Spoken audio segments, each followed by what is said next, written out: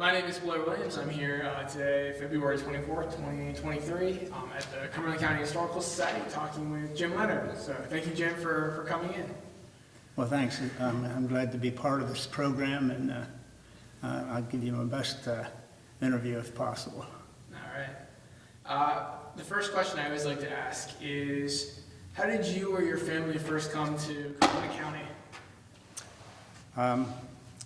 When I was just a baby, my mom and dad moved to Enola. I was 6 months old, and the reason they moved there was because my dad had a job on the railroad.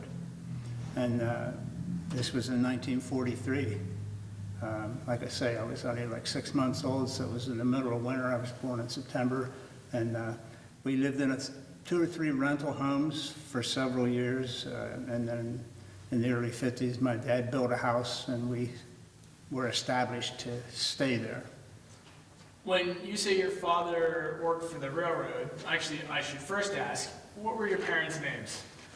My dad was James Leonard, same as mine, but different middle name. My mom was Evelyn Leonard, and they came from Perry County. They both lived on farms in Perry County, grew up in farmer families. My dad lived on a farm and came down to Enola after he got out of the service. My grandpa Leonard, he was James Leonard also. He worked on the railroad for 30-some years in the steel shop, and he was a welder and what they called a cutter. They used a welding torch to cut scrap cars, and then they sent the scrap cars to the steel mill to be built for whatever they might need. Most likely steel ties, or not ties, but rails. So when you say your grandfather and then your father worked for the railroad, was there a particular rail company they worked for? It was for the Pennsylvania Railroad at the time. It was in the early part of the 1900s when my grandpa started working. I think it was probably the 20s. And he worked on the farm at the same time, so he needed the railroad to supplement his farm work. As things were getting, I should say, as he was getting older, he couldn't really continue to farm the way that it needed to be farmed to make money. So he needed a firm job. He worked on the railroad, and then my pop, he worked on the railroad too. Were either of them there when the Pennsylvania Railroad changed its name, or was that Yes. long after? No, my dad was still working on the railroad when Penn Central was formed from the New York Central and the Pennsylvania Railroad, and this was around 1967 or so. And then, of course, Penn Central went bankrupt in 1976. Conrail was formed, and Amtrak was formed. They separated the passenger from the freight side, whereas back in the Pensy days, it was all one established company.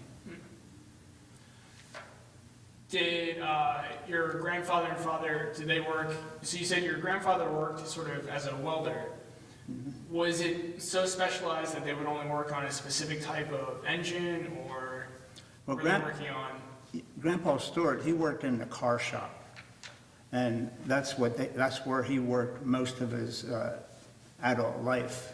And the car shop was over on the eastern side of the Enola Yard. My dad, he was a crew caller. He actually went out in town and called men to work when they didn't have telephones. This was back in the day when, telephones weren't in everybody's home. Sure. And in his early days, he told me he used to take a bicycle and ride around town to get the guys out of bed when they were called for work. But he was a crew caller. He drove a jitney most of his adult life on the railroad. And the jitney was a truck that had 3 sets of seats in it so that they could haul the crews out to the east end and the west end to pick up the train or bring a crew in from bringing a train in the yard. Now, how long did that particular job last? Well, Pop worked on that job from 1943 up to 1970.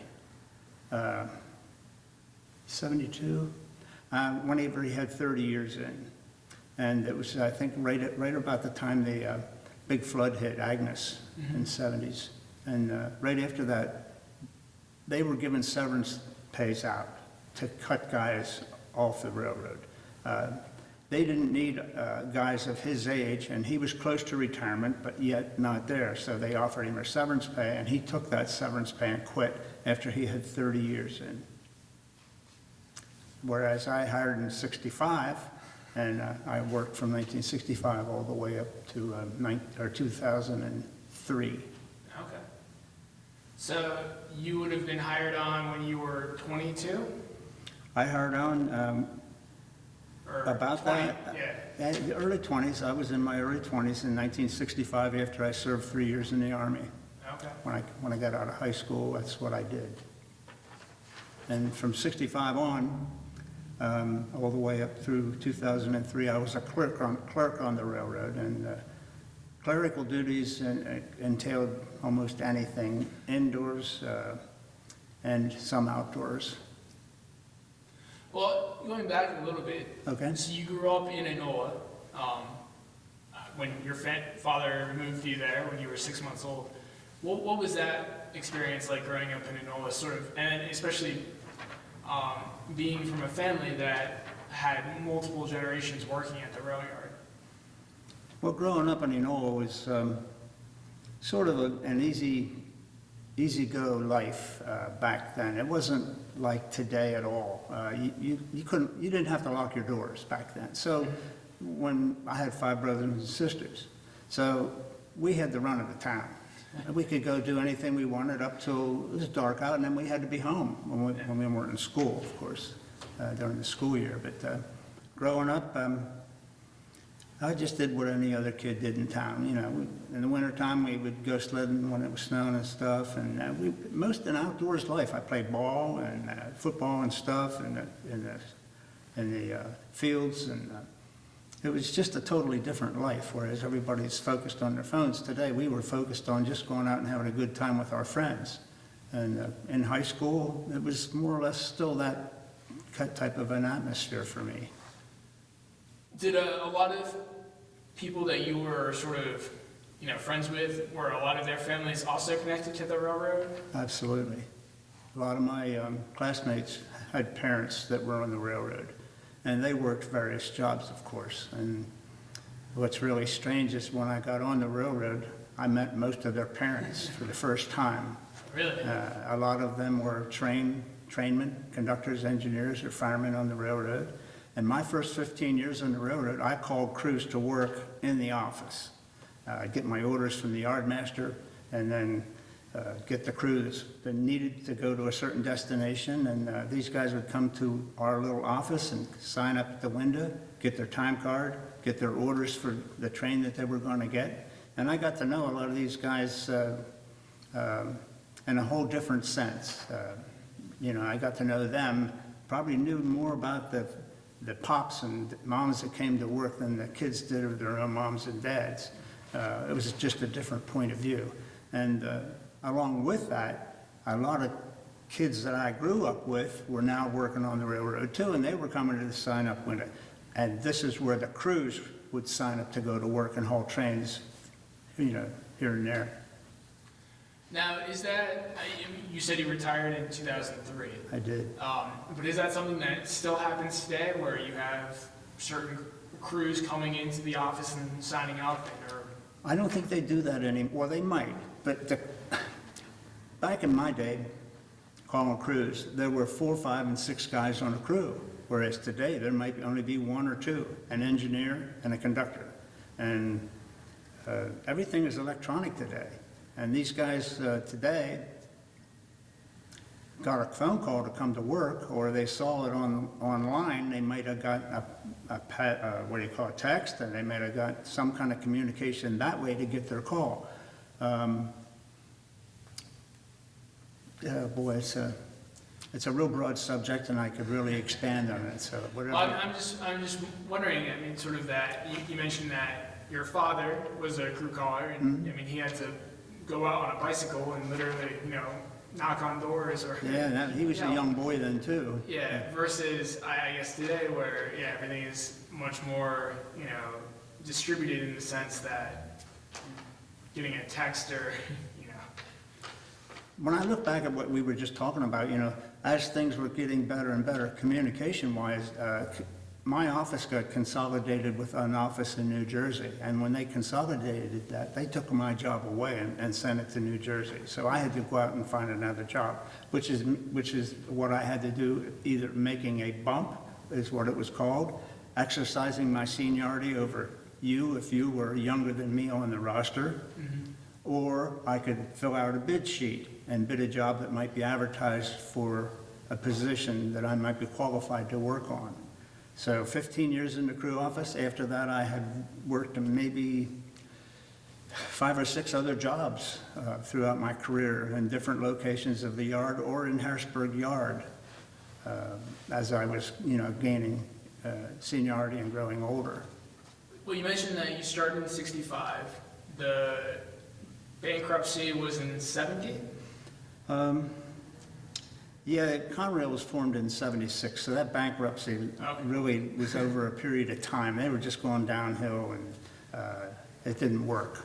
Well, and then Agnes was 72. Yeah. So I'm just wondering, what was it like sort of working in that, must have been uncertain period? Boy, in 1972, when that storm hit, it shut down a lot of the railroad because of the whole Columbia branch was underwater because they were so close to the Susquehanna River. And of course, the rivers and the creeks were all up so high, and people were having so much water damage in their homes, they weren't even able to make it to work. And there weren't very few trains moving at the time. They could only go certain directions. If they needed to go south and east, and they were supposed to go over the Columbia branch normally, they would go a different route now. But there weren't as many trains running until the water receded. Of course, tracks were rebuilt to make trains safe to run over different lines. I remember that so many people were off work. I lived right there in town, and I walked to work a lot of times when I couldn't drive. So I remember there was only 1 or 2 of us in the office calling crews around the clock. I got stuck there 24 hours more than one time calling crews because I couldn't go to work. People couldn't come into work, and I had to stay and work their jobs. It was a crazy time, and I had trouble at home. I needed to be home because my backyard was so soaked the water was running through my house from one side to the other, and I couldn't take care of my home. I couldn't leave the job. It was frustrating. So you said it was 1980, so it would have been 4 years after Conrail was formed. They consolidated further? Well, 1976, when they consolidated the railroad, all the different trains, like Penn Central, New York Central, all that stuff was consolidated into Conrail, and that lasted all the way up to 1998, whenever the Chessie and the Norfolk Southern bought out different sections of Conrail's lines. The Chessie was south of us, of course, and they took a big section out of that consolidated rail situation, and then also Norfolk Southern, they actually came from Atlanta up and took over Enola Yard and the eastern part of what was formerly Conrail. So the 2 railroads took over, and that's what that happened there. Well, you mentioned that your clerk position was shifted to New Jersey, a New Jersey office. So was that something that was relatively common? You mentioned also that during your father's time and possibly your time, there were 5 people on a crew versus the 1 or 2 that are nowadays. So I'm just wondering, that consolidation, I guess not only of railroads, but it also seems like with technology, positions were consolidated as well. The computer age was really going rampant at the time. Okay. And a lot of our stuff was starting to be not run by computer, but controlled by computer from different locations. Philly was the location that controlled our area, and when we started using computers on our jobs, we were doing very simple things. we were building databases for different things for a central location down in Philadelphia. We had things to go by, to do our jobs. A lot of positions that were under the control of a computer were even done by handheld computer. When you were out doing your job, you would use a handheld computer to put the data in so that they could keep track of cars and trains and people. And it was a whole crazy time. It was hard for me to understand it at the time. And I couldn't understand, why would you take my job from me? Why wouldn't you bring these guys up to my location? But they did further. They went further. They kept building it in sections. Enola along with Rutherford Yard, which had their own crew dispatcher's office, and a lot of those positions, and sent them all to Philadelphia or New Jersey in that general area. Then they went to Indianapolis and consolidated more. Things just, jobs dissipated. It was crazy. Well, I guess, what were some of those jobs that were around? You mentioned like firemen. So what were some of those jobs, and what did they entail? Well, you would think of a fireman as somebody who would shovel coal in a coal bin, apparatus on a steam engine. Well, they kept their position name, fireman, but as the diesel age came about and the electronic age came about, they had electric trains and they had diesels. So the fireman would be training to be an engineer. The engineer would run the train, run the engine. The fireman was the guy that worked with him and used to shovel coal, but now he's training to be, that's his next position up. Conductors, they would be in charge of the train consist from the engine back to the caboose. While the cabooses were still part of a train, they eventually got rid of them and started using an end-of-train device, an EOT, electronically control the back of the train from the engine. But crews, because they did that, they didn't need to have more men on the crew because things were becoming electronic and they didn't have to deal with all these men on the train. They had a conductor and 2 men, brakemen. One of them was a flagman because one of these guys had to be qualified to give signals at one end of the train to the conductor at the other end of the train when they were setting cars off, or setting the whole consist of the train off and picking up a new consist of empties. Loads, I should say, is what they take out, bring in the empties. And as the computer age came about, they needed less and less men to do that menial work. Electronics was the way to go. What about in the yard itself, where you mentioned at the beginning that your grandfather was a welder? Were those positions also being consolidated, or because they were more physical, they were keeping them there? Well, I'm not exactly sure about what all happened in the car shop. I wasn't really in touch with that. I just know that it existed. They repaired cars in there. A big thing with cars were the wheels. They would get flat spots on them, so they'd have to change out wheels until that set of wheels got run through a wheel true and ground back round again. They get these great big flat spots on them from dragging the train whenever they hit the brakes. Okay. That's what would cause a flat spot. And if you hear a train going down a track, it would go click, click, click, that loud clicking noise. Yep. It was probably a flat spot somewhere, and it was a pretty big one to do it. But that part of the job, I never worked there, and I never saw exactly what they did. But as things went, they would take that car repair work to another location because they didn't have as much damage on cars on the newer ones like they did the older ones. The older ones wouldn't last as long as the newer ones. So I guess that's probably what happened. They were upgrading the cars with better consist of iron, I guess, in the wheels and everything like that. And they wouldn't need to have as much repair work done. So they would, shut down, get rid of men. They would have, in the car shop, they had car inspectors, and that was the biggest job when it came to cars. Car inspectors would inspect the trains before they would take them out of the yard. They would make sure that the air hoses for the air brakes were all in good shape, because they can rip and tear and pull you know, as they work a job.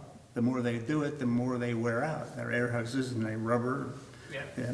So the car inspector would make sure that the train was ready to go. He would give his report, and if there was any damage on any of those cars, they'd pull them out and get them fixed up for another train to go to that location. I'm trying to think. I'll let you ask. Well, no,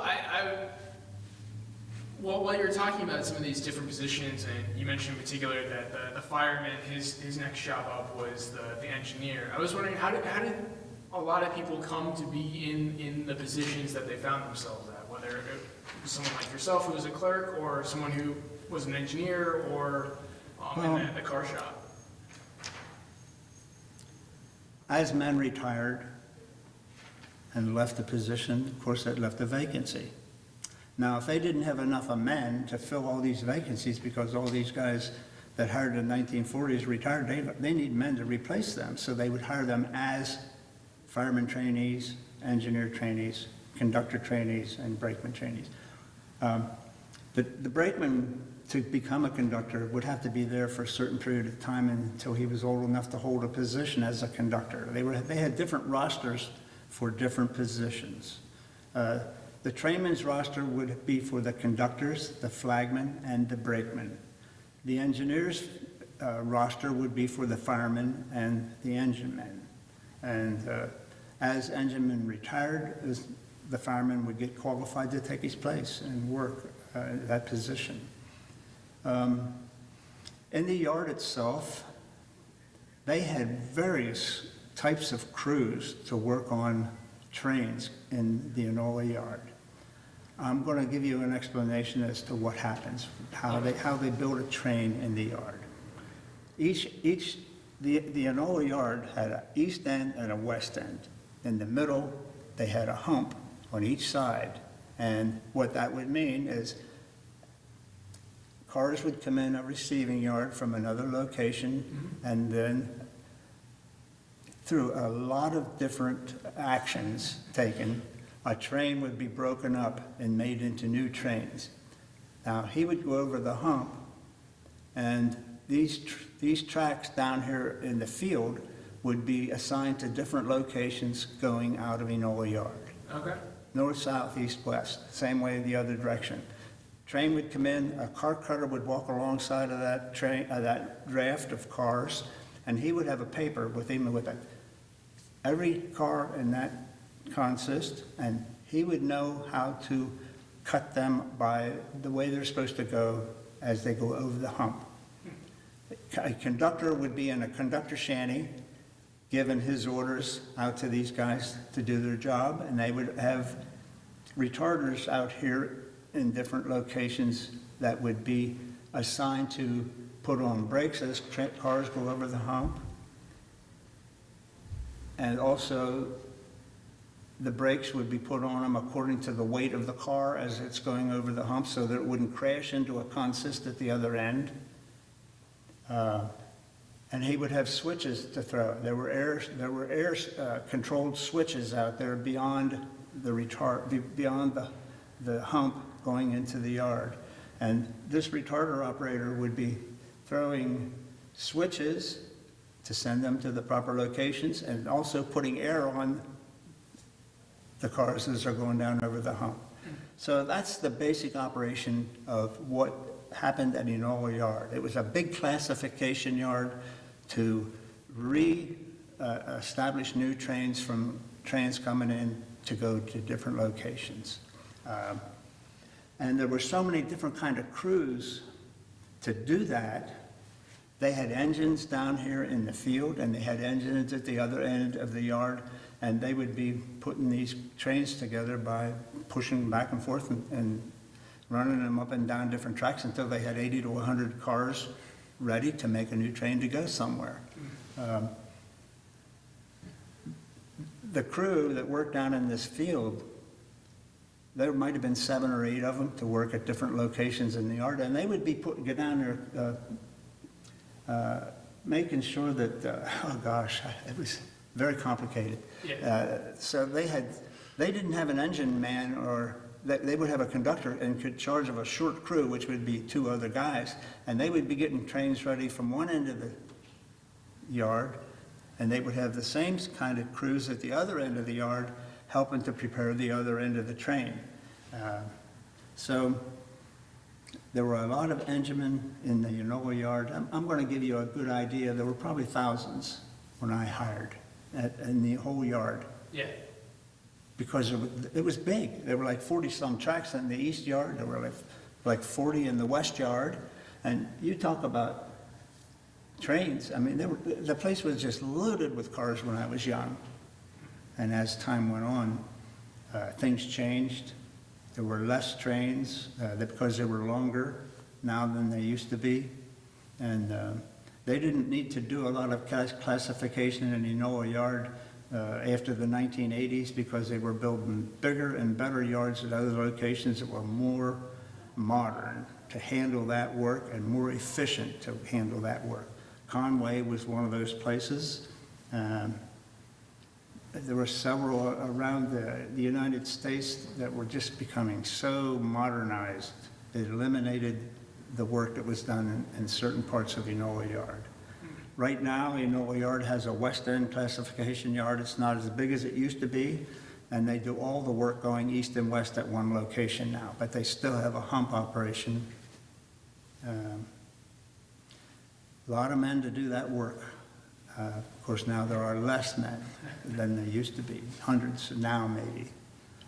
In the Enola diesel shop, there's another location where I worked, and that's where they worked on diesels whenever they needed their maintenance done. It's just like an automobile. They have these different inspection periods to make sure that these engines have all the air running properly. They have air compressors in them to put air in a train, to put on the brakes, to be controlled from the engine. They have so many different parts of that engine that needed to be maintained, and over a year's time they had different inspection periods to make sure that all that work was done. And that's what they do in Enola diesel shop. And there are a load of mechanics in there. They have laborers, they have mechanics, they have guys that work on air, they have electricians, all that type of maintenance work, and that are controlled by those type of men and women now today. Well, so you said when your clerk position was moved to New Jersey or Philadelphia, you ended up working another 5 roles. One of them was in that diesel shop? One of them was in the diesel shop, where I would get my orders from the Movement Bureau in Harrisburg to get engines ready for a train. They controlled what was going in and out of the yard from Harrisburg Movement Bureau. I'd get my orders to get 3 engines or however many engines they needed to get ready for a train. Now, I would call, when I would look at what engines I had available for trains, I would be taught how to do this, before I'd have control of this position, but I would have to tell the crew out back that were in charge of putting engine consists together to haul a train. I would tell them what I need, how many engines I need to haul a train, and they would be, because of the amount of weight that they were going to pull, how many horsepower they would need in engines to pull a train.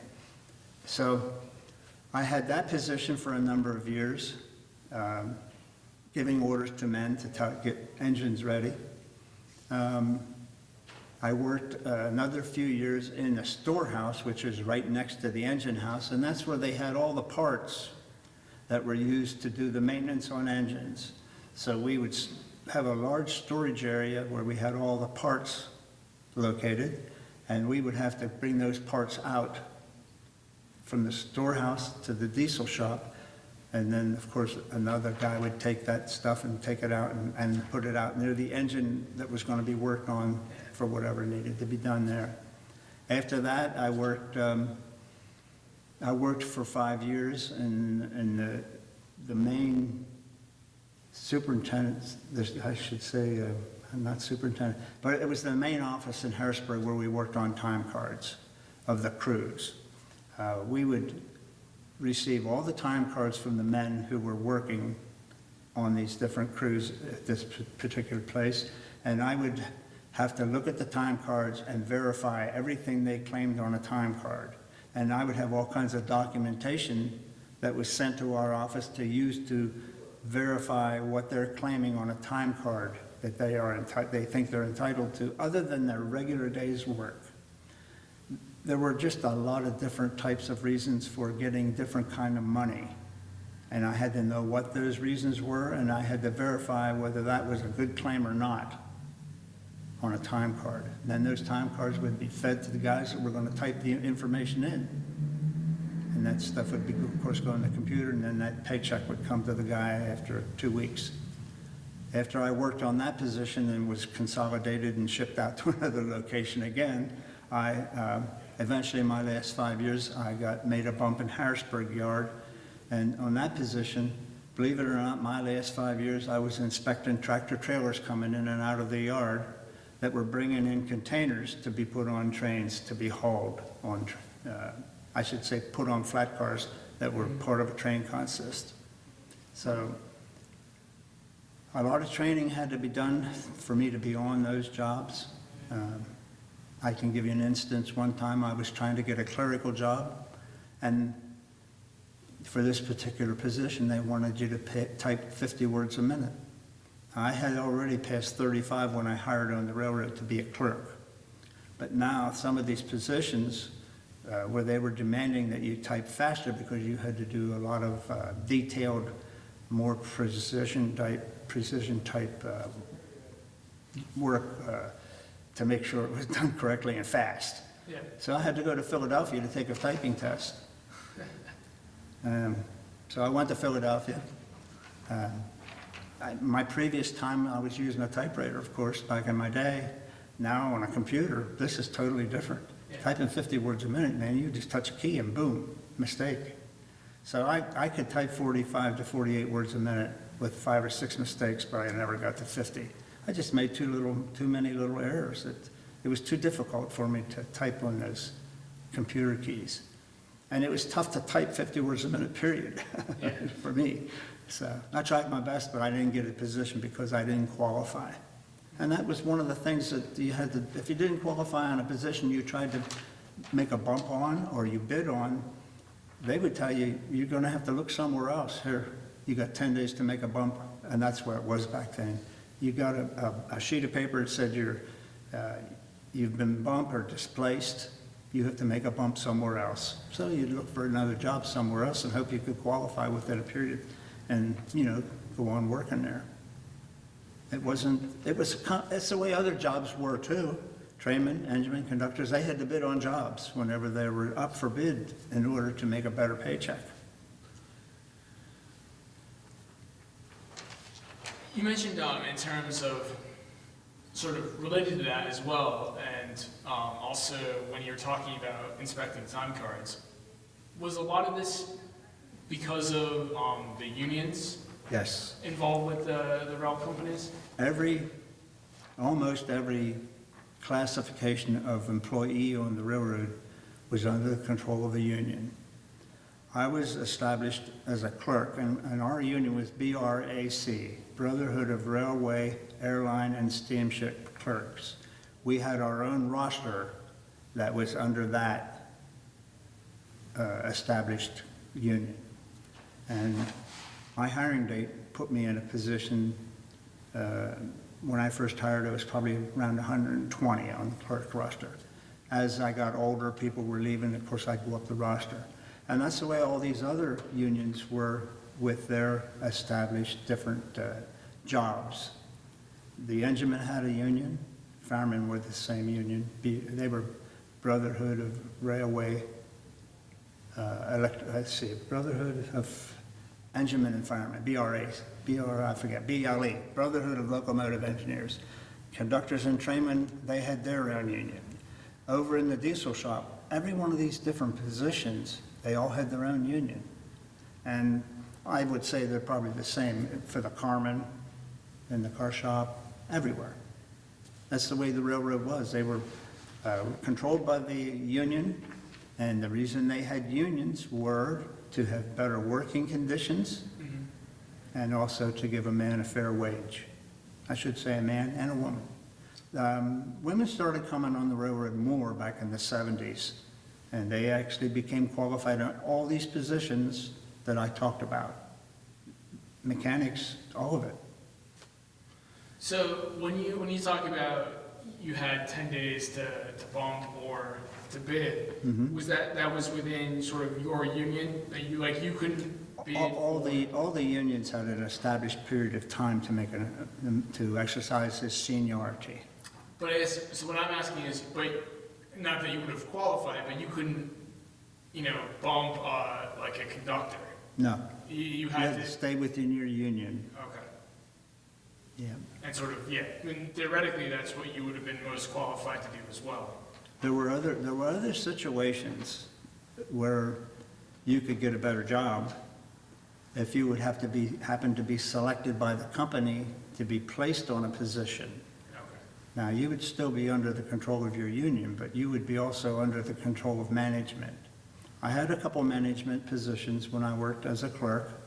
In 1972, during that flood period, the guy that was in charge of our office, there were about 16 or 18 of us that were in our crew office. And we had a chief crew dispatcher over all of us. And this particular man caused some problems between us and management. And they took him off the job. He wasn't cooperating. And it was because he was losing touch with reality. He wasn't keeping our jobs under control, and he wasn't keeping control between us and the management office at the other end of the building. So when that happened, I happened to be training on some of the other jobs in there. I was qualified on every job in our office. That was calling crews east, west, and south, and north. And I was also working another position that was not an appointed position, but it was another position in our office that wasn't calling crews. It was just doing other menial work. So the boss asked me if I'd be interested in training on that position. And I also at the time had already been doing some of this guy's work, so I knew what he had to do. So they gave me a year to qualify on that position and learn to be the chief crew dispatcher in that office. And in '72, after my year, I qualified and they gave me the permanent position. I was on that position until the railroads consolidated our office with another position. They gave me an opportunity to go with the job, but I didn't want to go. So they gave me a bump slip and told me to exercise my seniority, like they did with everybody else in the office that lost their position. So that's a thing that happened all over the railroad.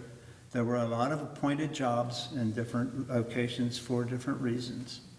They worked directly with management. So I think we covered a lot of the questions I had here, sort of as we've talked. It's very broad. Yeah. It's so broad. It's tough to really understand it all. No, yeah. Yeah, especially in this type of conversation. But I'm wondering, maybe this is a question of like when you were younger, but I mean, even now, were there any jobs that really stood out to you, sort of while you were younger, or when you were working at the Enola Yard? What's your question? Were there any jobs in particular that stood out to you? That I liked? Sure. I loved being in the crew dispatcher's office. Okay. I knew my job really well. I got along with everybody in my office, and that's part of the job, being in charge of people who like to work for you. And these guys were mostly my age at the time, and most of the time, people on that particular position were usually 20, 30 years older than you, because they'd been around for a long time. Yeah. And of course, that was just one of those situations, but I really liked calling crews. I didn't like working over at the trail van terminal where we inspected tractor trailers, because we were outside all the time, around the clock, whatever time of the day I was called for. It was always outside work. and the weather was brutal. It was extremely hot in the tarmac over there because there was a lot of concrete for parking tractor trailers everywhere. And it was very hot in the summer, and it was windy underneath the bridge where I worked all the time. It was just like a gale wind. And in the wintertime, it was brutally cold. And doing a handheld computer with your fingers, you couldn't put gloves on. So I hated that job. But yeah, call crews was the best I had.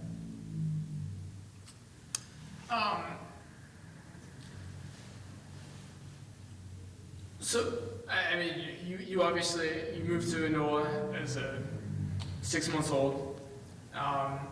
Your family was involved with the railroad.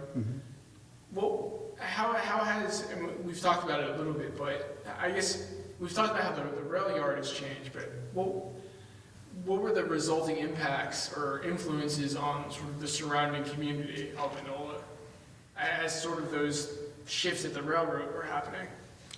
Well, I'll give you an idea.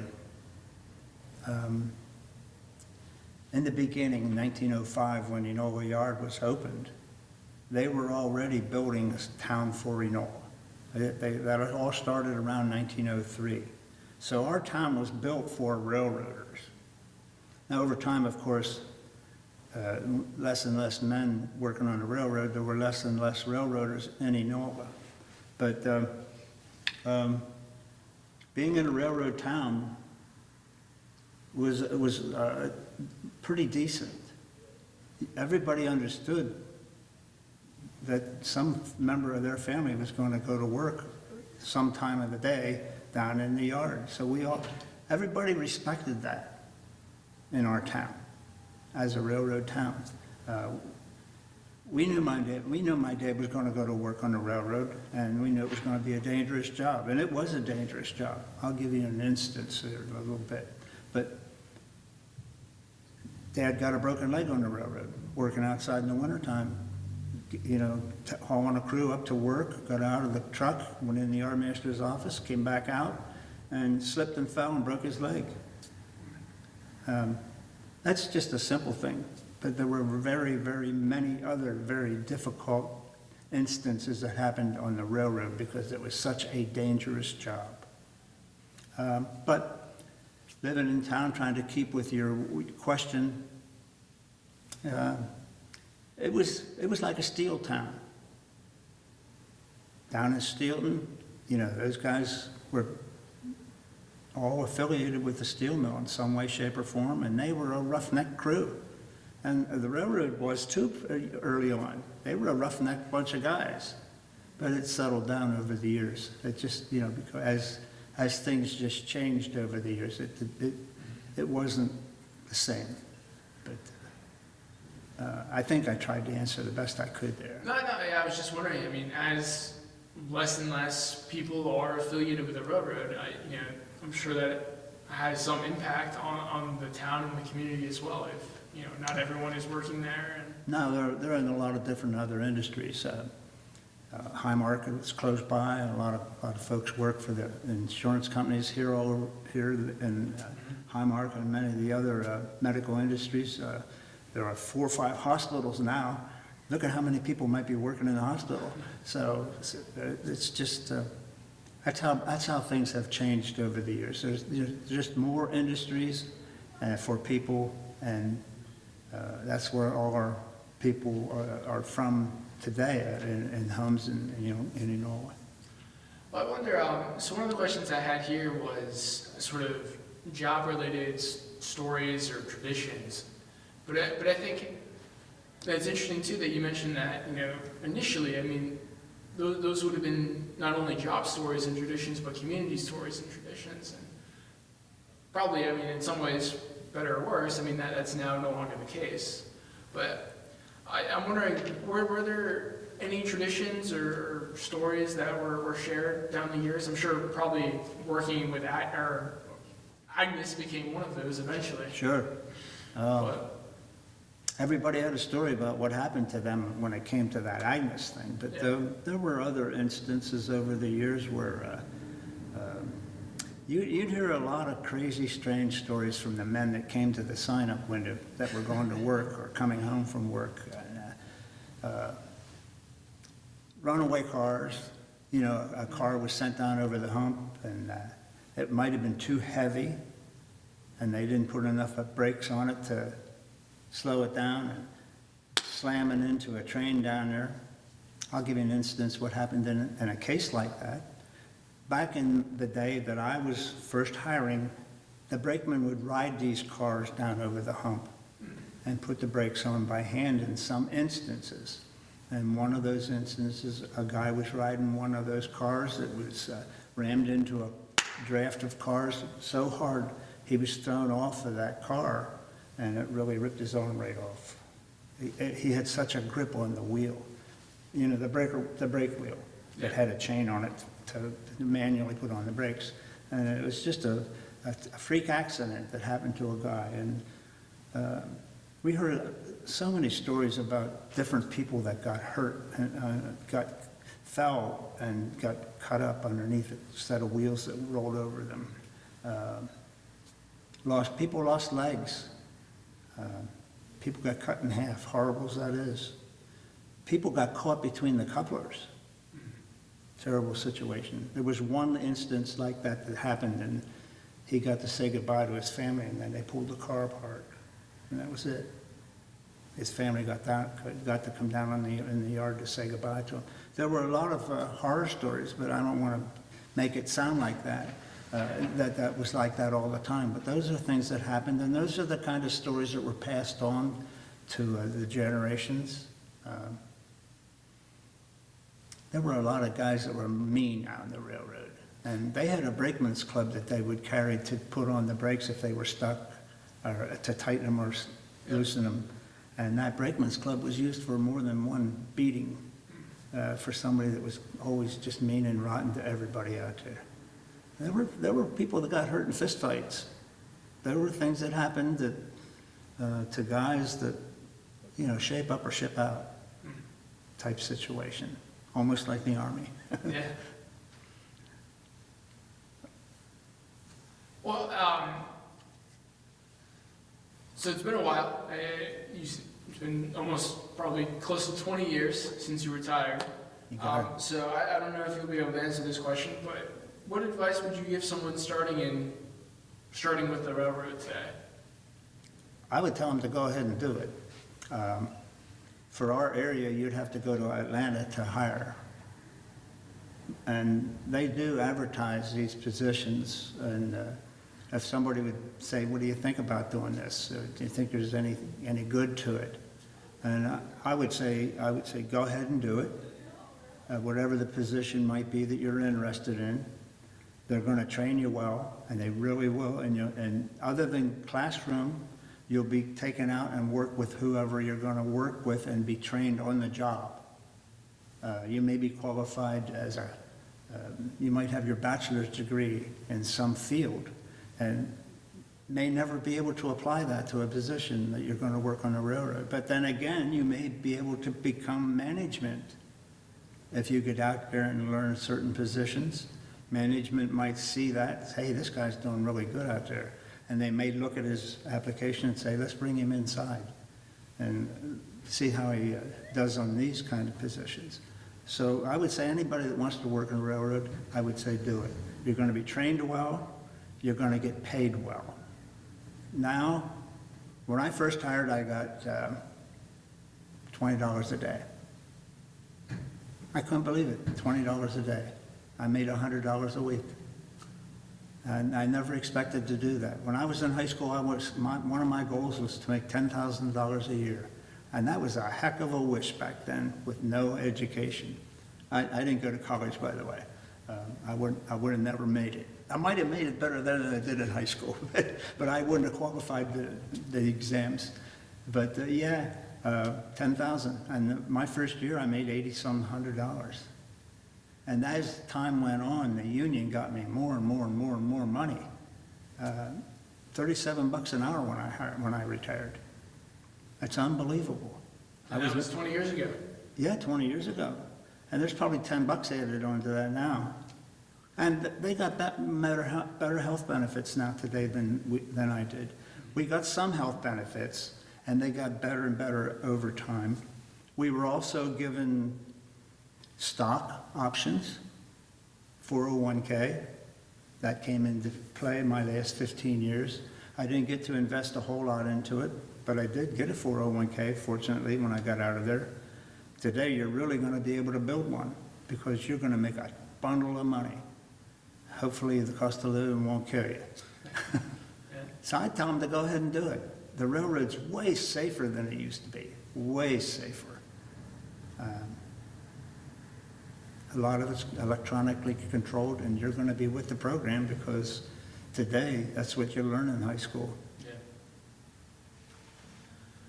Well, I already asked my second to last question, which was sort of how has Cumberland County or East Pennsboro changed in regards to sort of the rail yard? So the last question I always ask is, was there anything I should have asked or that you would like to mention before we end?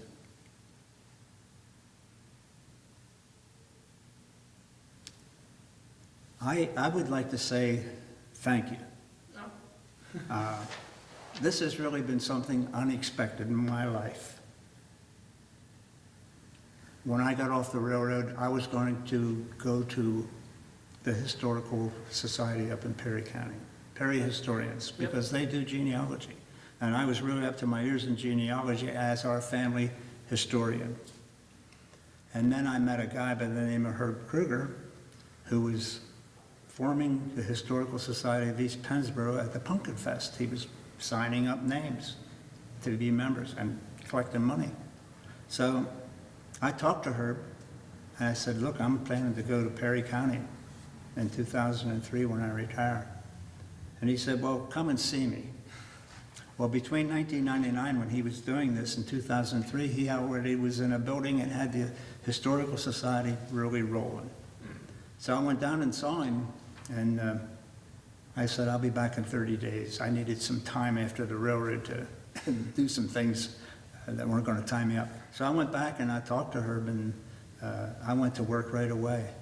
For my whole first year, I typed the census from 1790 to 1940 and put it in a database, everybody's name in the census in our township.